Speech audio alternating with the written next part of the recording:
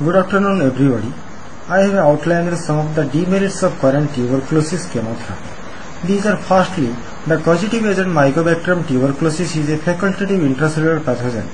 Upon inhalation, the bacterium is taken up into macrophage phagogens where they primarily persist. These intracellular bacilli are generally more difficult to treat because most of the available antibiotics have poor intracellular diffusion, which necessitates the chronic treatment with high therapeutic doses, which produces undesirable toxicity. Secondly, high percentage of these side effects and the complexity and extended duration of treatment negatively affects patients' lifestyle, and patients do not take the prescribed medication with sufficient regularity and duration to achieve the cure.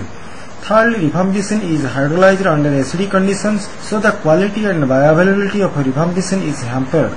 Fourthly, rifampicin has a low solubility and even low intestinal permeability.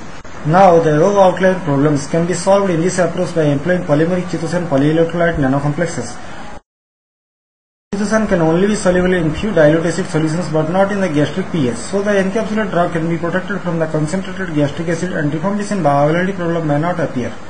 Then the polycataric nature of chitosan will enable it to combine with anionic sialic acid residue of the gastric or intestinal mucosa and is reported to decrease the transepithelial electrical resistance of cell monolayers as well as to increase the paracellular permeability by transient widening of the tight junctions. Thereby the nanocomplexes will cross the gastrointestinal tight junction and will reach the systemic circulation where macrophages carrying the pathogen are present.